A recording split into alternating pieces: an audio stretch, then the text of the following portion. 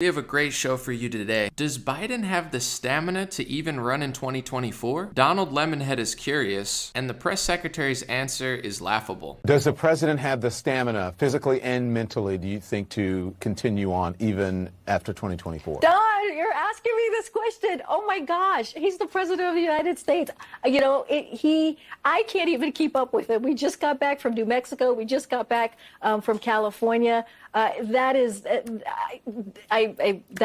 not a question that we should be even asking. Just look at the work that he does. Look how he's delivering for the American public. Look, that article that we're talking about is hearsay. It's salacious.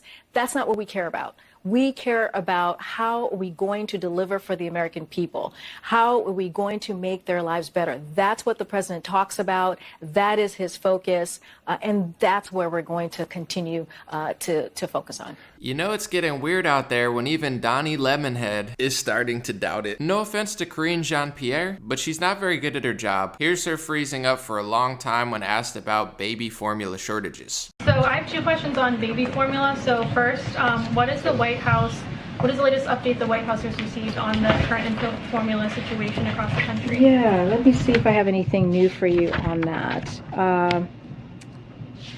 I think it's been a couple of days since we have been asked that question.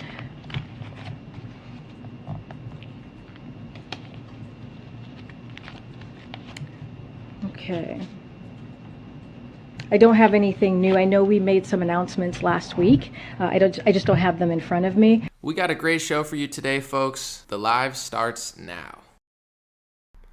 What's going on, folks? Remember, this is the show. Excuse me, sorry.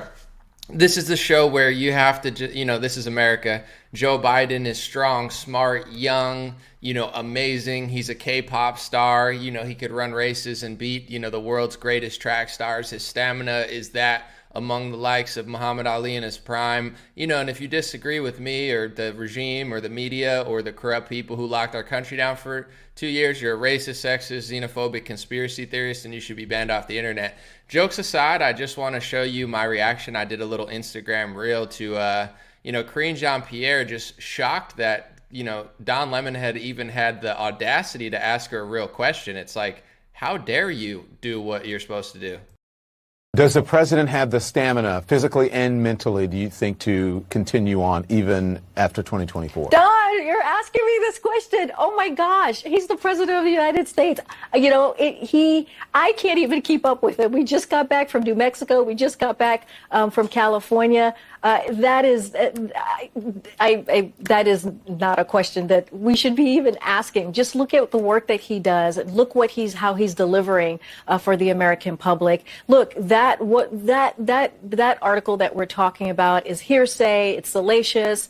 That's not what we care about. We care about how are we going to deliver for the American people. Yeah, what are you talking about, Lemonhead? Here at the White House, we think explosive Biden could beat Usain Bolt in a race. And if you don't agree, we're going to get our little fact checker friends to censor you off the internet and take your video down. He's totally not a geriatric elder yelling at the bingo host. He's a strong, smart, young, stamina-filled stallion. She's just like, Don, it's Pride Month. You're supposed to be on my side. How dare you ask me a legitimate question about Joe Biden's stamina? Everybody could see that he acts like a geriatric patient getting mad at a bingo host. He's like, how come you won't call I'm waiting for 175. It hasn't come. And it's like, dude, there is no number 175 on Joe Biden. But in order to win the bingo, I need to get 170. Dude, you're getting numbers wrong, bro. Numbers are gender phobic. There's no 1 + 1 is 1,000. And if you disagree, I'm going to send my little fact checker agents to, take your videos down. It's like, cool, dude. Here's another little classic from Karine Jean-Pierre. I hate to be rude because, I think she's trying her best, but she's not very good. Jen Psaki was a little demonic, a little evil, in my opinion, but I think she did a good job of lying for Joe Biden. But this chick, not so much. I don't think she's really that good at it. Let's look. Many economists do cite the war in Ukraine and supply chain issues. We did have that before the war, supply chain issues. They also say that last year's stimulus package, which you mentioned, contributed to inflation, Karine. Does the Biden administration bear some responsibility for this? So, first of all, the American Rescue Plan met the moment, and it has put us in a place where we can actually put us in a place where the American people feel can actually we can take on inflation. What I mean by that is we've seen growth, right, with as I mentioned, more than 8 million jobs, and now we're transitioning into a stable growth. The president actually wrote an op-ed to discuss that himself, lay out his plan on how we're going to bring down inflation, and so that's really important. In order to take this on, we got to have be in a good historic economic place, which is where we are right now. Yeah.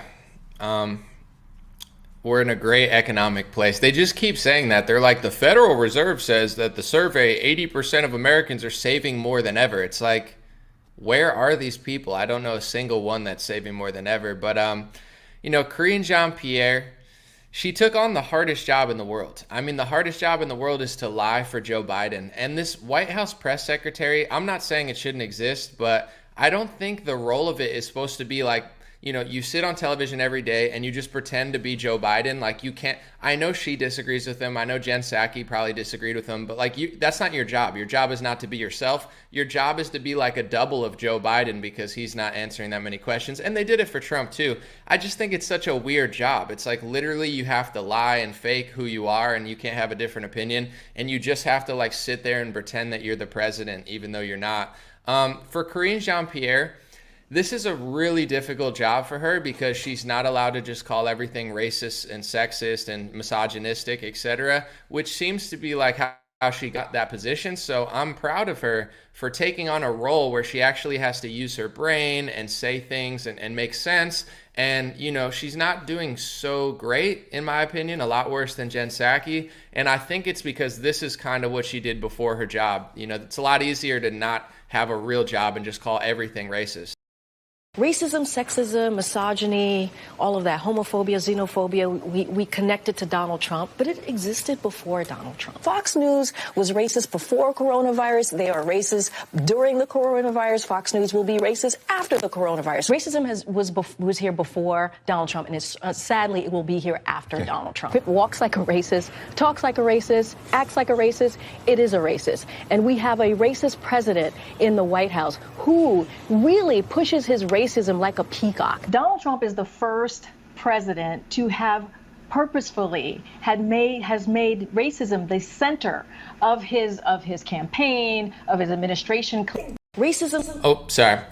No offense. She's not very bright. And that's nothing to do with her ethnicity, her sexuality, her gender choice, her, whatever she wants to be in life. It's just she's not really that bright. So she made a career allegedly, apparently, just being like racist, racist, racist, racist. And it's like, all right, now you have a job where you're not just allowed to call everything racist. You actually have to like speak and read and, do things like, defend Joe Biden, which is just terrible. It's like, what a terrible job. She has to sit there and lie and act like Joe Biden's this amazing president and families are saving more money now than ever. It's like, yeah, it's little more difficult than just calling everything racist, but God bless you, and I wouldn't wish it on my own worst enemy to have to be the PR team for Joe Biden, but apparently that's the job you wanted to take on.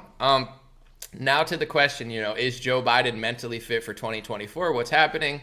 It looks like, I don't really know what's going to happen. I don't understand the process of he's 80, Donald Trump's the front runner for the GOP, he's almost 80. It's like, the next election is just going to be like a UFC geriatric fight at a nursing home, It's going to be Joe Biden being like, come on, corn pop, where'd you put the pudding? Didn't you put the pudding with the Federal Reserve, corn pop? Didn't you?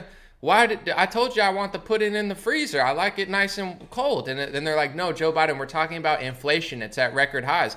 Oh, the pudding pop is from inflation, and and then Trump's going to be like, listen, Joe Biden, you're a terrible man. You fall upstairs. You're too sleepy and creepy, okay? And I did the vaccine, okay? Me, Fauci, Bill Gates, Moderna, Pfizer, Johnson & Johnson. We created the world's greatest medical product, okay? And then Biden's going to be like, you're a January 6th, Charlottesville man. And no, it's okay. And I'm like, listen, at most businesses, you would, you retire in your like 70s, you go and play golf. Maybe you play pickleball, that's really popular. Pickleball's no joke, by the way. I'm not trying to get on a pickleball tangent, but I'm trying to get on a pickleball tangent. It's a great sport. It's good for your glutes, a lot of bending. And, it's not just for the elderly, but the elderly do love pickleball. There's a lot of things you could do with your life once you hit that age, and you should enjoy yourself. But running the country and sending our money to Zelensky in Ukraine, probably not the best place for 80-year-olds, but Dianne Feinstein's probably been wearing diapers for, a decade now. And I'm just kidding. Fact check. Dianne Feinstein doesn't wear diapers. I don't know if she wears diapers. I'm trying to make a joke. I'm just saying at that age, it's like, I would place a bet on it. Let's just put it that way. But it's like, is Joe Biden fit to run again? I mean, I guess if people like Karine Jean-Pierre just speak for him, and Stephen Colbert just runs people in circles around January 6th, they're like, folks, ignore your bank accounts, your 401ks, and the price of everything. Let's just look at the horned QAnon shaman for 5 years. And people are like, I hate Donald Trump, so I'm going to watch January 6th videos for the rest of my life. It's a movie. It's like, no, the real movie was the lockdown. The real movie was, the fact that they covered up the lab leak. The real movie was that they printed trillions of dollars. The real movie was that, they treated you like caged animals for 2 years. That's the movie they're not telling you. Now they have this little like psyop script where they're like, let's talk about one day for 5 years and ignore reality. It's like,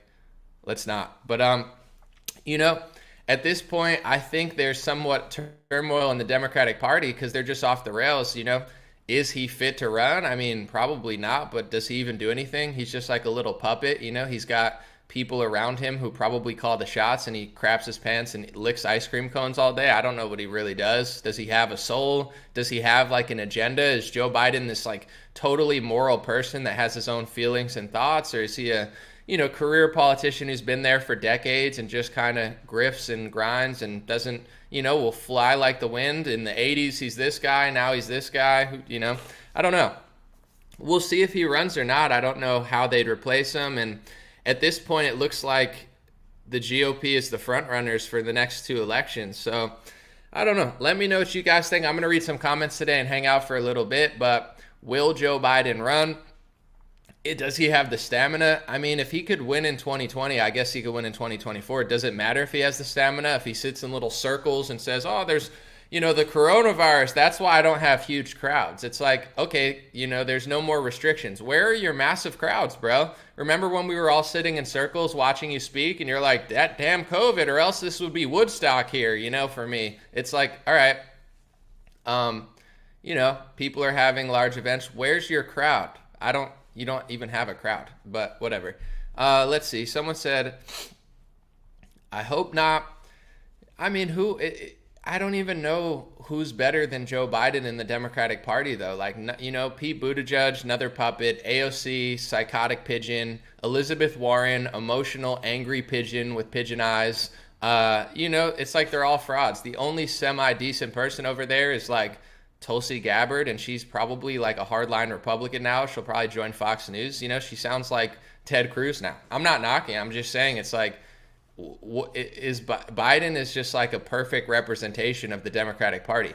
Obama was sneaky, I'm just like you, woo, I'm going to start wars and drone strike people, whatever.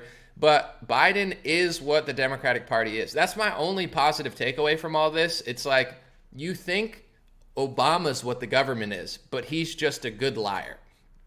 You think Trump's going to drain the swamp, but he didn't really. You know what I'm saying? He's kind of like not even really who he said he was, whatever. And then you got Biden, and it's like, yeah, that's what the government really is. They screwed up so hard that they couldn't even get a good puppet to finesse. It's like a car salesman, You want the guy that's like skeezy, that's like, and I'm not saying car salesmen are all bad because you got to sell cars. Some cars are good, but it's like, hey, you want the guy that's like, hey, this thing will get you to, the moon and back. This thing will fly like a freaking rocket. You want that guy. You don't want Joe Biden there like, oh, this cars? What's a car? So it's like they couldn't even get a good salesman this time. That's That's my only positive takeaway. It's like, okay, this is your government. This is what it looks like. This is how competent it is. Rainbow flags everywhere. Now, what's the next play? I don't know. Someone said Marsha, Russia, Joe Biden. Exactly. Someone said Trump at least did expose the media. Totally agree. He had some moments, no doubt. Let's see. Read a few more. Someone said if we don't fix 2020, I'm out.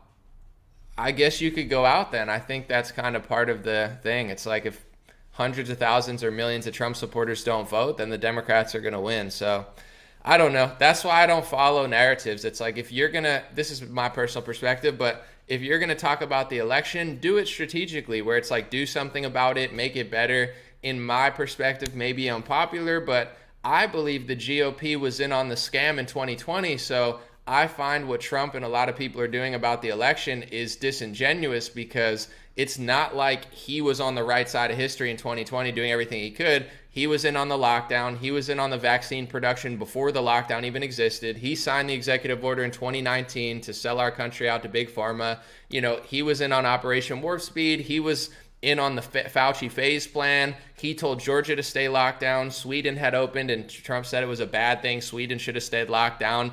And then the election happens, and now he's playing the victim. It's like you were part of the reason that the election wasn't what it should have been.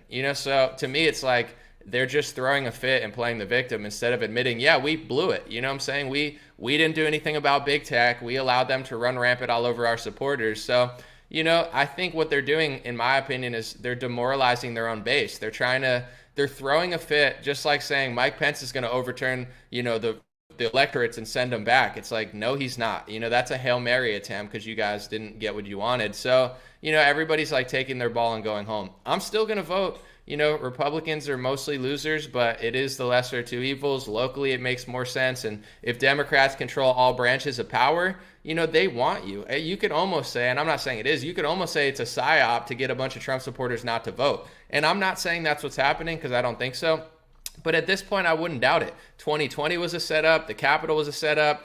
Trump's Operation Warp Speed was a setup. Every rally he does, he's like a Pied Piper now, just running people in circles and telling people the vaccine's the greatest human accomplishment. So I wouldn't even be surprised at this point if all of this is just to get Republicans demoralized so they don't vote and Democrats just destroy the next election. Yeah, we need more fair elections. I don't think mass mail-in ballots is great. Counting for 5 days, leaks, all of that stuff, I'm in with you. But I'm a pragmatic person, so it's like, are we going to solve it? What are we going to do? Did they steal every election? No, because hundreds of Republicans won that day. So I'm not saying that there's not things that have to be done, but taking your ball and going home and just throwing a fit, that's like playing into the Democrats' hands. If I wanted Republicans to win elections, I would brainwash Democrats into thinking that not voting's the right answer and it's not even worth it. And then Republicans would win every election. So be very careful because there's a lot of traps on both sides. I'm not saying there's not, progress to be made for fairer elections, but, you don't want to just throw a fit because I don't like Ted Cruz. I think he's a fraud, a liar, a loser, and I would boo him on stage. But if I had an election and it was Ted Cruz and Beto O'Rourke, I'm not going to say I'm not voting. It's like, no, Beto for sure will do more damage to Texas, So even though I think Ted Cruz is a loser and I would boo him and look him in the face and say, Ted Cruz, you're a fraud. You were in on vaccination segregation. You're in on sending our money to Ukraine. You're a liar. I would still pragmatically vote for him just as the lesser of two evils. But, I guess people can do what they want to do. I don't care. That's just how I feel. I want people to boo them and push them in the right direction, like, metaphorically, not literally push them. But you get what I'm saying? But it's like people are so emotional. It's either like this or this. But that's just my opinion. I don't have all the answers. Politics is a circus. And, it is what it is. Boo Ted Cruz. I know I'm trying to start the boo Ted Cruz movement. You notice, though, with Trump, when he got booed so many times, he started stopping to talk about it. This is called populism. Populism is supposed to be power to the people. If your soul and your heart tells you that Ted Cruz is lying about something, or Biden's lying about something, or Trump's lying about something, you're not supposed to just go along with it like a fan. You're supposed to speak up about it. That's what the First Amendment's for. So, everyone thought I was such a bad guy, but it's like, no, boo them so they learn their lesson. Let them know that they're losers. If you keep clapping while they betray you, they're never going to stop, in my perspective. Someone said Ted Cruz is better than a lot of Republicans.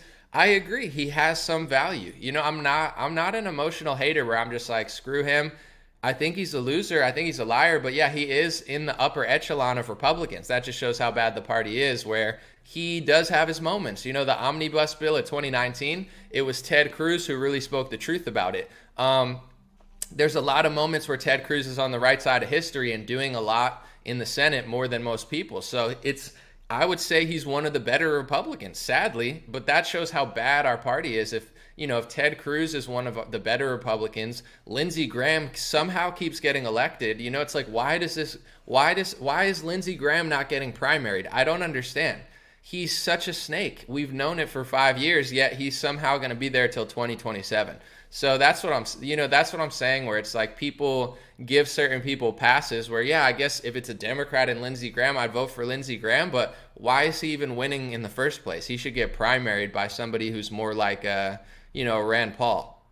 What do I think about Rand Paul? He's definitely one of the best, There's been times where I've disagreed with him, but overall, he's one of my favorite senators. I personally will support Rand Paul if he runs for president, most likely over Donald Trump. I think Rand Paul is 20 times the, integrity, America first, constitutional person that Trump is. I don't think Trump is really, I think he's a showman and a great personality, and he's better than most snakes in the GOP, but I feel like Trump is a master car salesman, and I think Rand Paul has more integrity. I don't think he would do certain things that Trump would cave on. So that's who I would support in the Republican primary, probably. But I'm self-aware. Everybody doesn't think like me. Even if it feels like say Kathy Barnett versus Dr. Oz and McCormick in Pennsylvania, it feels like on Twitter and it feels like on Facebook and Instagram when you're in these Trump circles of new age people who are paying attention, whatever, not new age, but you get what I'm saying. It feels like everybody feels like us, but it's not true. People still listen to Trump. Most people would jump off a cliff if Trump said to jump off a cliff. So I think that, even though it feels like a lot of people like Rand Paul, he would get blown out by Trump. Trump has the hearts and the minds of tens of millions of people, and social media doesn't really show that. Oh, there's this new guy. Nah, Trump's going to win if he runs. The only person, in my perspective, that could beat Trump would be, I think DeSantis could literally probably beat him if he wanted to. It would cause a huge stir, but I think that, and this is where I feel like I've been really valuable, Trump has gotten worse because nobody challenges him from the right. The only people who challenge him are the media. So sometimes Trump is just acting like a doofus, but it's either left-wing bad, right-wing just doesn't say anything, or it's like Liz Cheney or Mitt Romney, and Trump is more honest than them. No, if Ron DeSantis was on a stage with Trump and called him out on his nonsense over 2020 and 2021, I think he would make Trump look like an idiot. But everybody's afraid to challenge Trump. So I think if DeSantis and Trump debated, DeSantis would mop the floor with him if he wanted to. I don't think DeSantis wants to because he likes Trump. But if DeSantis wanted to challenge Trump, I think he would make him look like an idiot. And really steal the show. But I don't think anybody on the right wing wants to do it. It's like Trump's the kingmaker and everybody's just like, yeah, I know he's lying about the vaccine, but I want a seat at Mar-a-Lago. I want donor money. I want to be on the news, so everybody just kind of falls in line. It's not a lot of people that have integrity. I know the right wing likes to pretend they have integrity. You know what I'm saying? Like that spirit and soul where it's like, yeah, we're not leftists. We're not sellouts. We're really here to be true. You have no idea how many influencers and stuff, they prioritize money, fame, connections, popularity, gigs, donors over the truth, the Constitution. I would say more Republicans value fame, money, donor money, connections, Mar-a-Lago seats, and that over the First Amendment, the Second Amendment. I'm serious, Second Amendment people are a little better on, but for the most part, it's there's a lot of actors in this movement as well. People that are just politicians, right? They're not running for office, but a lot of people in media act like politicians. I think Hannity's a good example. Hannity's better than Rachel Maddow, but he's a news guy who acts like a politician. When the war comes around, he'll be on the wrong side of that, and I don't know if it's because he really feels connected to it or it's just the establishment thing to do. But, I don't know these people and what their true agenda is. I just know what I know, and I could see that there's a lot of people, when unpopular things come around, infringements on the Constitution from the Republican Party, a lot of people like to keep quiet about it, not because they disagree with it, but because they're afraid of what they're going to lose. You get what I'm saying? If you tell people to boo Ted Cruz because he's a liar about Ukraine and vaccination segregation, it's like, your circle of like where you're going to get booked is going to get a little bit smaller. You know what I'm saying? The people that, donate to certain things are going to, and it's like, let's not do that. So someone said Hannity is an outstanding American. I mean, he's great until a war starts, and then he's George Bush and Mitt Romney. He's great until, the regime is scamming you, and then he's on the wrong side of a $40 billion plus war where your money's getting sent to a foreign country. So I wouldn't call him an outstanding American, but you could think so. I don't care. I think he's better than a lot in media, but definitely not somebody that I trust or respect, to be honest. See, and if you say that, it's like, yeah, I doubt maybe he'll bring me on the show one time, but maybe not. I don't know. It's a lot better to just kiss his ass and try to get a couple million Fox followers, Someone said Hannity is a neocon chicken hawk. I mean, I tend to agree with that, but to each their own. It's all good. It's all gravy. Life is not always black and white. Unless there's a black person and a white person standing there, and then it is black and white, and you need to, get on your knees and apologize to the NFL for having an opinion. Someone said Trump is much older at this point. For sure. I mean, to me, this is like the interesting part. Okay, let me get it out there so people don't get like emotionally upset at me. I think Trump is better than Biden. When Trump was in his stride, I think he was the greatest president I've ever seen in my life. I think a game is 4 quarters, though, and if you make 10 strides in the first 3 years and then you lose 50 strides and you end in a lockdown, I consider it a failure. I think his president was a massive failure. I don't think he pardoned anybody cool. I think he did communism, socialism. I mean, he failed, in my opinion. But when he was killing it, I think, he was one of the better presidents I've ever seen in my life, if not the best by far. With that being said, this is the political game that they play. You take 10 steps forward, you end Trump's 4 years in a lockdown in a quarantine like a slave, and he's running around the country selling vaccines. If that doesn't put a red flag in your hat, you deserve to be locked down. You know what I'm saying? You're not wise enough or honest enough or strong enough to combat it. You're going to get what you deserve, in my opinion. And I don't want that to happen, but if you're so naive and into like sports teams, politics, that you don't get who Trump ended up being, it's on you. With that being said, I'd vote for him over Biden because he's better, but I don't know. I think the game that they're playing is like, George Bush. Oh, dude, I'm sick of him. Let's get Obama. That didn't end up well. Now, this outsider Trump. Why did people vote for Joe Biden? Because, I hate Trump, so I'm going to vote for Biden. Now Biden's 80 years old and he's senile. Joe Biden's so bad, they're moving the Overton window towards hell. You know what I'm saying? It doesn't get worse than Joe Biden.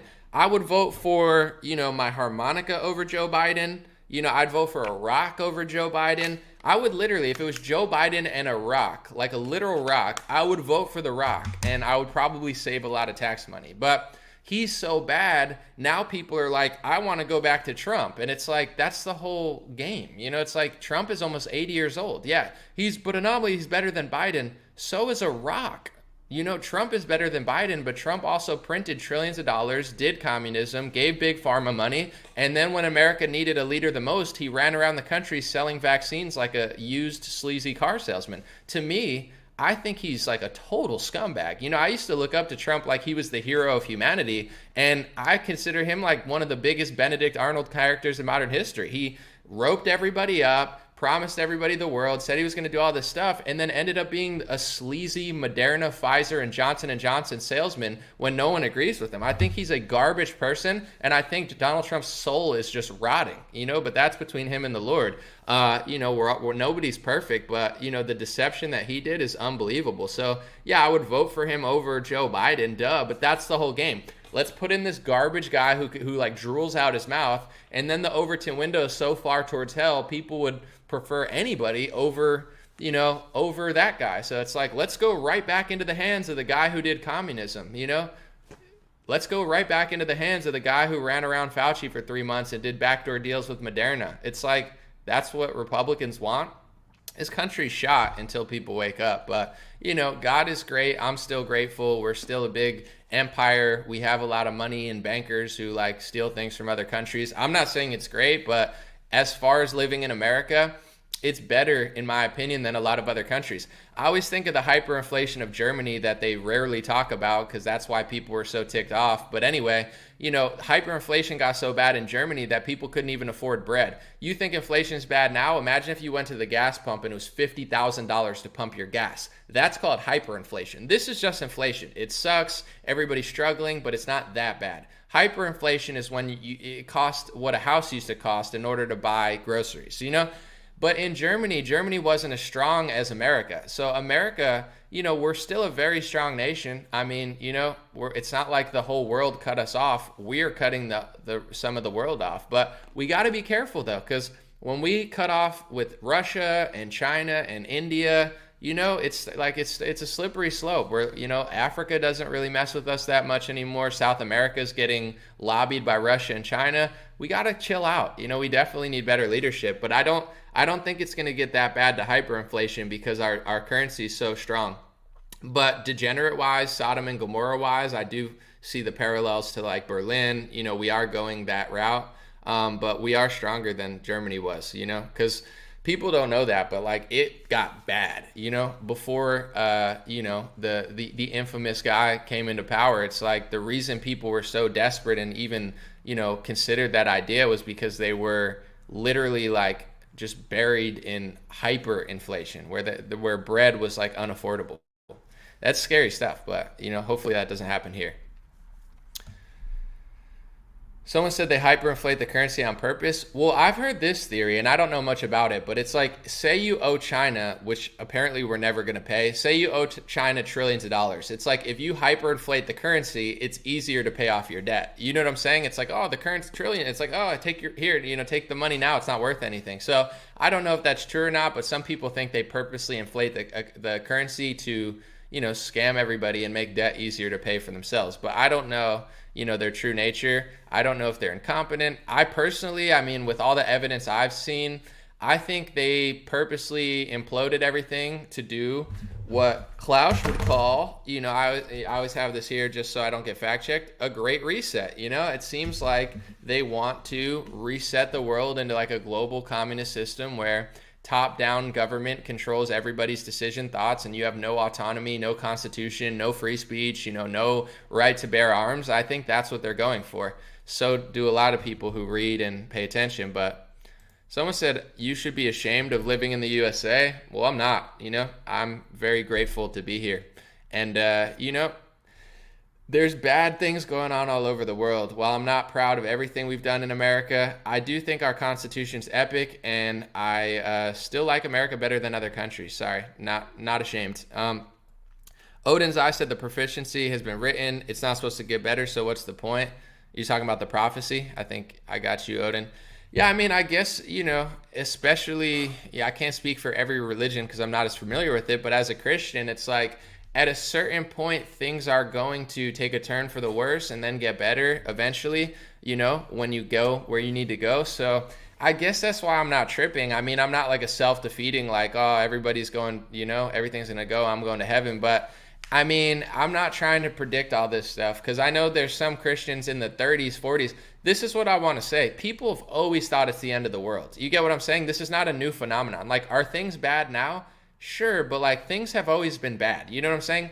Christians in the 1700s, 1800s, 1900s, I'm sure they all thought the world was always going to end. World War I, oh my God, nuclear weapons, oh my God. You know what I'm saying? There's always going to be something. So you could talk to Christians that are like, 80, 90 years old. They'll be like, yeah, my parents told me the rapture was coming every single day. So it's like, this is not a new phenomenon. It feels new because I'm not going to say selfish, but you're in your own head. So you're like, oh man, this is the worst it's ever been. It always seems like the worst it's ever been to some people. So I think, my thought is, whenever this all happens, whenever it collapses.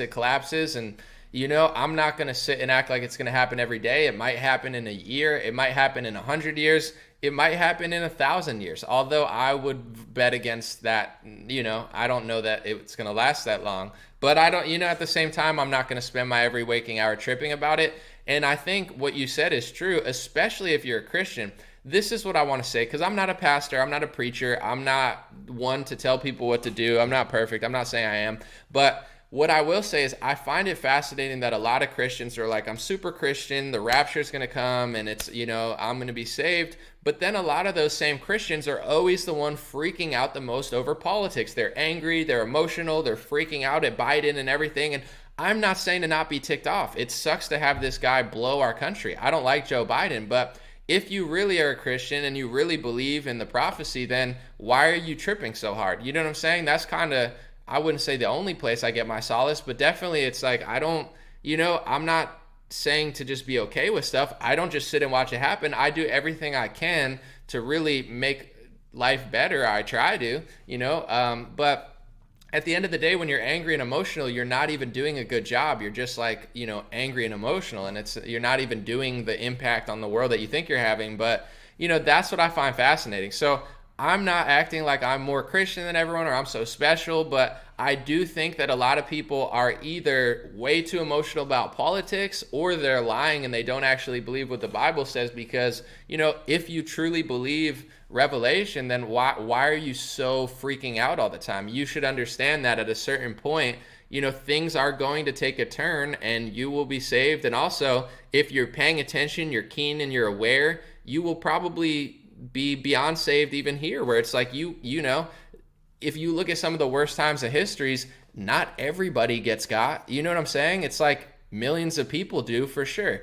And I'm not trying to be dark or weird here, because this might seem kind of morbid, but I'm just saying, like, if you look at like communist Russia or certain really terrible things, it's like, how many people were in Russia at the time? And then how many people died? And I'm not trying to say it's good or anything, but it's like, if something happened to millions of people, that's horrible. It's crazy. It's borderline genocidal or whatever you want to call it if that happens. But it's like there's 300 million people here. I'm not saying it's okay. I'm not saying it's good. I'm not like making it seem like it's not a big deal. It's a massive deal. But it's like, how many people are in New York City? How many people are in Los Angeles? There's millions upon tens of millions of people just in those two cities. So it's like, in my opinion, and I'm not trying to hurt anybody, I want everybody to be saved, but if shit's going to go down in this country, it's probably going to go down in LA. It's probably going to go down in New York City, Sodom and Gomorrah, and the people that choose to stay in those cities and, stay in the filth and degeneracy and clear, societal collapse will probably be the ones to suffer. You know what I'm saying? Not the people who moved to the mountains, not the people who, chose to live in a nice and thoughtful neighborhood. In my opinion, that's how it would happen. And I'm not saying it's great. And sadly, the people that are caught in the system are the ones that are going to suffer the most. But if you're a conscious person, and you believe that the system is failing, like a lot of people, then you got to make a move, in my opinion. You know what I'm saying? You got to move to a community you like. You got to move to an area you trust more. If you're sitting in the rotting areas where it's like really the worst, I mean, that's where the bad crap's going to go down. You know what I'm saying? I don't think the worst of the worst is going to go down in Wyoming. I think the worst of the worst is going to go down in like New York City and like Los Angeles and Philadelphia, just like it is now. I mean, it's already starting to really happen. And if you toll up all of the people getting slaughtered in these cities, not from guns, but the sickos that use them, the death toll's already getting enormous over the last 10 years. And so, I would say, one, make a move and get somewhere that you trust more. And two, someone said Philly is nuts. Yeah, I mean, I've been there before. It was always nuts. My friend's car got smashed. His window got smashed in. And literally, this was like 2006, 2007. I went to Philly for a concert. We come back and the window smashed in. It's like, and that's when it was nicer than it is now. I can't imagine now, but there's nice areas of the city. Don't get it twisted, but it is a crazy city. Point I'm getting to, one, make a move if you're scared about stuff. And then two, if you're a Christian and you really believe the last chapter, why are you freaking out so much? It's like, I don't know. Some of the people that panic all the time are people that claim that they believe in that. So it's like, it's not to say you have to be cool with it, but I don't understand. And this is what I try to preach here and try to make people calmer. I'm not trying to like make you a boiling frog in a pot. It's just like, enjoy your own demise. That's not what I'm trying to do, but it's like, I'm trying to think logically. So it's like, okay, two options. Can you do something about it? Then do something about it. Can you not? Then you can't worry about it. You get what I'm saying? It's like these are the two options. If the Titanic's sinking, you can't just scream and freak out and act emotional. You have to be tactical. The Titanic's sinking. What can I do? Let me try to find a lifeboat. Let me try to get somewhere that I'll be safe. That's what I'm trying to preach to people. Not to be a frog boiling in a pot, but I think people who get emotional and angry every day, you're just hurting yourself. They say, I think it's an old Buddha quote, but it's like, if angry is like drinking poison and expecting the other person to die. It's like this you're going to freak out every day. It's the same story every day. The Democrats are lying. The media's lying. Stephen Colbert's lying. Joe Biden's lying. What's the solution? It's like, someone said this guy's a nut. God bless you, Benny, but I feel like you're projecting. I'm like reading Buddha quotes and you're like typing in all caps saying this guy's a nut. I think you're talking to yourself, and that's a large portion of the world. I think a lot of it's projection. A lot of it's like people want the whole world to be different, but they don't want to change themselves. It's like, if you change your own perception, your own mentality, your own daily work ethic, your whole life will shift. And I'm not trying to be a weirdo, and I'm not trying to justify what the sicko administration's doing, but in my opinion, self-awareness, self-accountability, I really believe it's the most important thing, because outside of all the stocks and all the bullshit that's happening and the prices and the money that I'm losing because Joe Biden sucks and both parties scammed us in 2020, besides all of that, what can I do about it? I can work harder, I could work smarter, I could be happier, I could be healthier. I can have what can I do? I can't just sit and complain about it. I got to make a move. And then it's also like, I sit on my phone too damn much. On one hand, I can't really complain because I've made a lot of money on my cell phone. So I'm not one of these people that just sits there for 12 hours a day and doesn't capitalize off it. I've capitalized off it extraordinarily, and I'm grateful for it. But I don't just sit there and pat myself on the back and be like, wow, you've made money on the internet. I'm like, I still have a long way to go. I still waste too much time on my phone. The phone can be addicting. It could pull you in certain algorithms, certain videos, certain things that you're doing. It's just like keeps going. And I'm sitting on my phone. I'm not even having fun. So the point I try to tell people is like, your battle with the internet and technology, how you capitalize off it, how much you let it suck you in, how much time you waste, how many, vices you buy into. To me, that's the bigger battle. It's like your life trajectory will probably be changed more by how you're able to use your phone for the best and not use it for the worst. That will change your personal life, your work life, more than the administration. And I'm not saying they don't suck. I'm just saying it's just like, that's what I think. It's like, these are things that I can control, and Joe Biden doesn't make me do this or that. It's like, he will take more stuff, but I gotta do something about it. I can't just complain all the time. Odin's Eye said, dumb phone switch prophecy to proficiency. Not saying the world is ending tomorrow, but we are not supposed to be cozy on earth forever. No politician will change this. I feel you, Odin's Eye. I feel you, my man. I figured that's what you meant, prophecy, but yeah, the fact check, but the spell correct, it always changes it wrong to me as well, to things I'm not trying to say. But I think there's solace in that. If people just come, like, it's not to say like just sink and give up. That's not what we're saying, but it's like, there is peace there.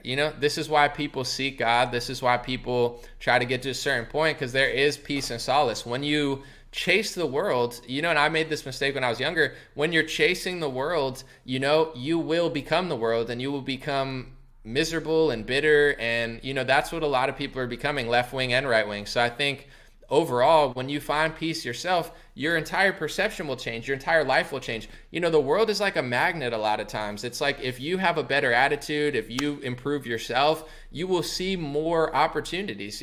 I hate to be, what's the word? I can't really think. I hate to be straightforward and I guess vain it would be, but you could think about it even like with weight. You know, if you're this big and then you're this big, it's like not only will you feel better, not only will it be easier to move and your back will hurt slightly less, but also you'll start to realize people will treat you different. You know, when I was younger and super skinny and, you know, also I was just young versus like you get in a little more shape, you start to see people treat you differently. Not just women and stuff, but it's like even guys. You know, I'm 6'3", but it's like if I'm skinny versus if I'm just jacked and stuff, it's not like people about, but like, you know, a guy is a lot less likely to say some crazy shit to you than if you're 20 years old and skinny. It's like, they're like, yeah, this guy's not going to do shit, you know, but it's like you look jacked, it's like, oh, you know, so your whole world kind of changes. That's just kind of a vain example, but it's like mentally it's the same thing. That's how it changes physically, but mentally it's like if you could change your mental state. I know this and I try to preach this because I've done it. I've been jealous. I've been envious. You know what I'm saying? I've been weak. I've lacked self-confidence. I'm not one of these people that was always just like, oh, I could talk, I can dance, I could sing. You know, I still can't really dance. I mean, a little bit, but not like a break dancer. You know, I can rap on stage. I was nervous. I didn't like myself. I had issues. I had problems. I was talented, but I had all these bad mental things where I was just playing the victim too much. You know what I'm saying? I've done all that. You know what I'm saying? That's why I try to tell people I don't come from this place where I always had it going for me. I didn't. I had talent, but I didn't and I had a good work ethic, but I didn't have it mentally. My whole life changed when I changed my mindset. It wasn't the money. I didn't get money and fame and popularity, and then I changed because I'm a different person and I want to be a Republican because I want to protect my wealth. No, I had nothing. No money, no assets, no property, no car. I own nothing. If somebody robbed my house, they would get nothing. Still, it's kind of that case. I don't really have that much, you know? I was thinking about that the other day. I mean, I'm not trying to think about it, but I'm like, if someone tried to I don't even really have that much. So it's like, you know, it's kind of a freeing feeling, but in general, you know, when everything changed was when I changed my mind. So I really believe in that stuff. You change it and your whole world will change, you know? So that's to me more interesting than like being angry all the time. And like you said with the prophecy, it's like, you know, whether it happens in 1 day, 1 year, 100 years, 1,000 years, you know, whether you want to believe in it or not, I'm not going to chase people around, but it's like, I believe what I believe. I have faith in certain things. And overall, it's like, I just can't trip over the same thing over and over. It would be like, say there was like a branch and it was like hanging in your window, and every day you just got mad at the branch. You're like, you know, and you freaked out every morning. If I was your neighbor, I'd come by and be like, hey, here's a solution. You got 2 options with the branch coming in your window. Okay, I'm trying to help you as your neighbor. Either take the branch down, go get a chainsaw and cut it off, or get some sort of tool, you know, and cut it off, or stop complaining about it and figure out a way to be cool with it.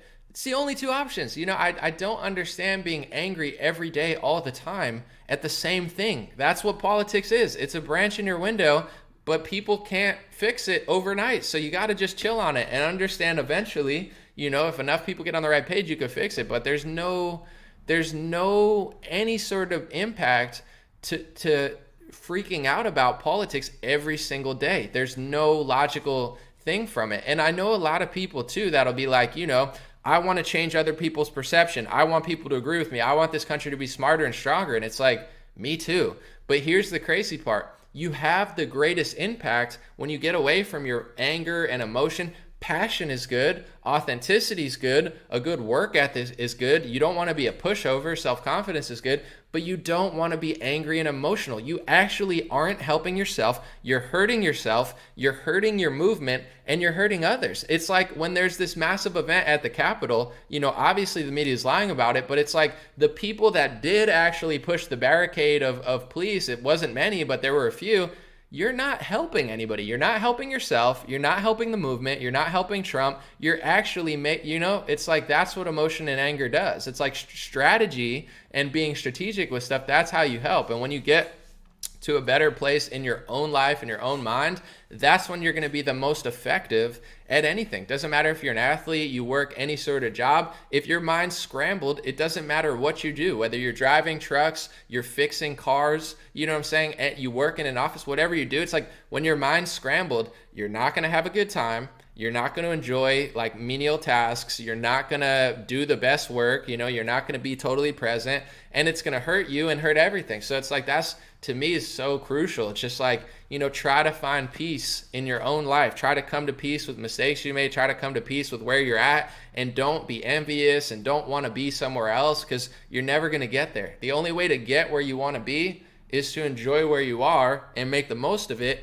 and do the journey. You know what I'm saying? You can't go from here to A to Z by being angry. You got to be like, I'm here. I'm going to be here for a couple months or a couple years, and I'm going to slowly take that path to where I want to be. But you only get there by appreciating where you're at. You can't just get somewhere else. So, like people that like want to hit the lottery. I mean, you can play the lottery and gamble. You might win, but it's like most of people's rise is a slow process. For me, it was not overnight. A lot of people, I just popped up in 2016 or 2019. It's like, yeah, it was kind of random how I did news analysis. I didn't mean to. I didn't set out to do this. This was straight up me on my journey, doing what I wanted to do, and it just naturally happened because the media was so fake and I got annoyed.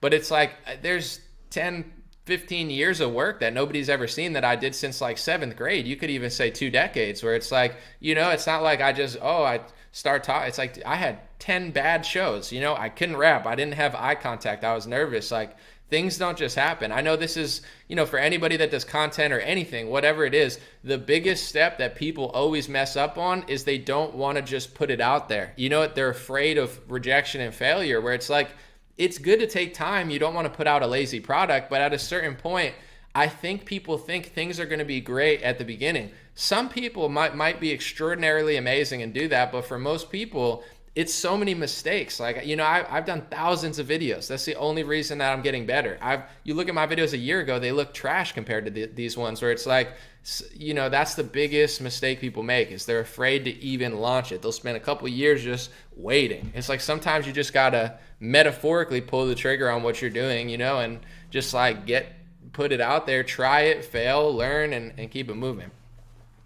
And when you launch something, whether it's music or a product, this is a good, I think, word of wisdom where I learned the hard way, but it's like, you got to be honest with yourself, because sometimes you're just mad at everybody else. Why is everybody not buying my product? Why doesn't people listen to my song? It's like, either the song sucks or the marketing sucks. It's one or the other. If it's a great product or a great song or a great movie, then people would watch it, but you got to show it to them. So this is, I'm giving out some free game here, but in general, it's like, okay, that's where I really thrived early on. I knew nobody gave a crap about me. I wasn't like, oh, everybody cares about me. I'm like, no, I was well aware. I'm 19, I have goofy hair, I look weird, I'm skinny. Nobody cares about me. I understood that completely. So I started marketing myself on YouTube in like 2008, because I was like, I need to get people to see this, because nobody cares. So a lot of people make a product, put it out, and they're like, oh, it's not getting views. Bro, you got to market, you got to work it. Even for political stuff, now I don't really have to, in the sense of like, I have an audience, but every day I market. If you follow me on Twitter, look at what I do on Twitter every day. I'm not going to say it, but every day I market myself. I don't just post to Facebook and everything. I figure out a way to get more views. On Instagram, I'm doing links. So it's like, that's part of the equation as well for anything. Not just the making the product. Make a good product, but then you got to work it, Let's see. Someone said, God has always cared. I agree, PJ. That's lovely. I appreciate the vibes. Someone said, yes, we follow the path of heart. God bless. God bless. Let's see. I'll read like 2 more, and then I'm going to take off. Someone said, the world has been so crazy to me that I started reading tarot cards years ago to make sense of it. Most people are just waking up. Yeah, tarot cards are not my thing, but, to each their own. Not my thing, but I know a lot of women, they like astrology and tarot cards, but not for me. But anyway, on that note, I think, too, when you said, like, I just started waking up, some people are starting waking up, I think in the last couple of years especially, the wake up can be so intense. Like if you're like a total normie, or I don't even want to say normie, but you get it. If you're not really paying attention, maybe you're just a good-hearted person and doing your job and, paying attention to your life, your friends, your family, and then you learn what's really happening. A lot of people just lose it and go off the deep end, because it's like, it's so real and crazy that it's like, wow, you just feel like you're betrayed by the media, betrayed by your teachers, betrayed by sometimes your family. Like, people go nuts and angry and emotional, you know. Even with like the Q stuff, I feel like some people were like lifelong conspiracy theorists, quote unquote, not saying in a bad way, but you know, a lot of people also had never heard about the elites being that corrupt. So when they learned about that, they just went full head deep into believing everything that everyone said, because it's like, damn, this is clearly more true than the media. So why, you know, I gotta, you know, and like, it's not to say that some of it isn't. I think some of it is, but then it's like everyone went all in, because it's like, if you're watching CNN or Fox News and then you learn out about a conspiracy theory and you believe it's true, and some of them are, it's like, oh my gosh, then I'm going to listen to this person every day. And it's like, you know, I think, and then it's like after a couple of years when things don't happen, Trump sells vaccines, like then certain people start to snap out of it like, damn, okay, well, you know, that didn't go exactly where I wanted it to go, but, you know, maybe eventually. So it's a crazy feeling to like not know that much and then learn everything. I learned a lot in 2016. I learned a lot in 2017. I learned a lot in 2018. I learned a lot in 2019. But I also kind of knew a lot when I was young about like certain high level, like I don't know. It wasn't like super shocking, but I did get really upset in 2016. I was like, wow, Google is so corrupt. You know, like all these conspiracy theories for me started becoming true. Like in 2008, 2009 on YouTube, there were all these conspiracy theories, because people don't realize this, but YouTube started as like an independent business before they sold to Google. YouTube was awesome. No celebrities. I'm not saying they can't go there, but it was all about you. YouTube. It's your tube. It's not the TV. It's not for Kevin Hart. It's for individual people that want to get their message out there and compete with the television. That's the whole gist of it. Now, it's all corporate. It's all fake. It's all political. This was a conspiracy theory in 2008. They said, I have proof that once Google buys YouTube, they're going to do this, they're going to do this, they're going to kick off individual content creators, they're going to, you know, put celebrities over you, they're going to do this, that. And like at the time it seemed crazy, where most people were like, nah, no way. And like literally everything that those conspiracy theory said about YouTube, it all happened. It actually happened worse. So even the craziest, oh, YouTube's going to sell you out and start kicking off individual creators, it seemed outlandish because there were no major corporate sponsors. There were no, you know, there were no celebrities on YouTube, and all of it happened, you know? And it really started to annoy me in 2016 because I was on it since, I don't know, I almost said 2008, 2007. And that website is a shell of what it once was. It's cool. There's more stuff for sure, but it's like they did screw over the individual creator massively, massively. Let's see. Someone said, happy birthday, Donald Trump. Never. Let me see. I'll read this. Someone said, Robin said, happy birthday to the GOAT, Donald J. Trump. I have never loved or trusted a politician ever. I paid attention 10 hours a day left and right, and I know Trump's pure of heart. Yeah, I don't agree with that, but you seem obsessed, you know? Happy birthday, Donald Trump. Appreciate you for calling out the media. I appreciate you for, you know, exposing a lot of Republicans. I appreciate you for pretending to be a patriot. And I think you're a shameless con artist for sleazily selling the vaccine with Bill Gates, Fauci, Moderna, and Pfizer, lying to your audience, getting them set up on January, and running around the country selling this product as a great human accomplishment. I think he's a shameless, soulless con artist. But, you know, if you think he's your hero, then, you know, get ready to get set up again. You're running right back into the trap. But, you know, God bless the guy, and I hope him and his family have a safe, healthy birthday. Let's see.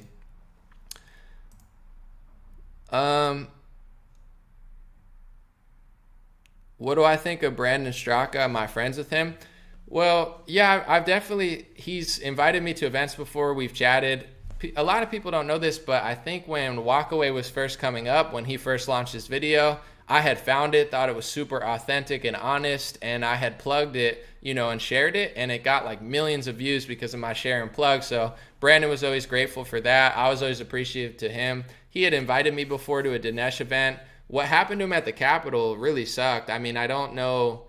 I think he got on house arrest for a while, and he just had to lay low for a while. So I would like to have Brandon on and chat about it, you know, on my podcast. Because, yeah, he's always been cool to me. He's always been nice and chill. So, you know, he's been a good guy to me, and it sucks that he got caught up in that. I would like to host him and see what happened, because At the same time, though, I don't, I know with all that stuff, there's like lawyers and nonsense. I don't want to, mess that up. Like at his own pace, I want him to talk about that, but I'll probably wait till things like get completely cleared or whatever, and then if he wants to share what happened, etc., he can. But I know he had to lay low for a while. So yeah, Brandon's always been super nice to me, super cool.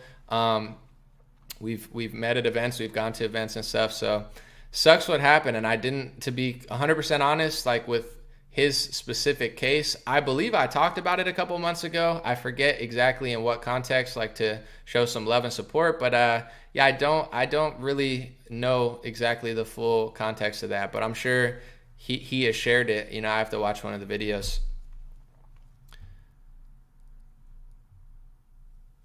Let's see. Do I believe in alternate dimensions? We'll end on this one because it's kind of crazy. I mean, I guess to some extent, like, I don't, one dimension, two dimension. I do think that there's like certain realms and, dark places you can go and different, with certain like mindsets, dreams, a dream seems like a crazy alternate reality. So to some extent, but, I don't know. I don't know how much. Emilio said your opinion literally means nothing. I actually agree. I don't think my opinion does mean anything. I think my news analysis is good. The fact that I'm positive helps. I think when I make people laugh, there's value there. I think some of my accurate and factual news reports are very enlightening. They can help people. But yeah, I actually don't think my opinion does matter. I'm not one of these people that think it does. I think, when my opinion is based in fact and truth and light and love and, humor, etc., it has massive value. But my raw opinions of just opinionating, I totally agree with you. I don't think they actually do matter. I don't think, opinions are like, what's, everybody's got one. So I don't overvalue mine. I just think there is a lot of value in my work. But that's pretty much where I draw the line. Appreciate y'all. God bless you. Have a beautiful day. And, I will be back soon, and all the audio gets posted on Dream Rare Podcast. If you're ever interested, Dream Rare Podcast. I have it on Apple, Spotify, if you're ever on the go. But I do appreciate people who watch it on YouTube and Facebook because, to be 100% honest, YouTube and Facebook pay, and I make nothing from my podcast, but that's fine. I just want to get the message out there, the audio out there. But I do like people watching it on Facebook. So if you watch it on Facebook or YouTube, thank you so much. Facebook's trying to kill the long form, and they're going to like TikTok and Instagram Reels, and it's not extremely helpful to my business model, but it's all good. That's how it works, and everything eventually evolves. But I like the live streams. I'll keep doing them. Appreciate y'all. Have a beautiful day, and God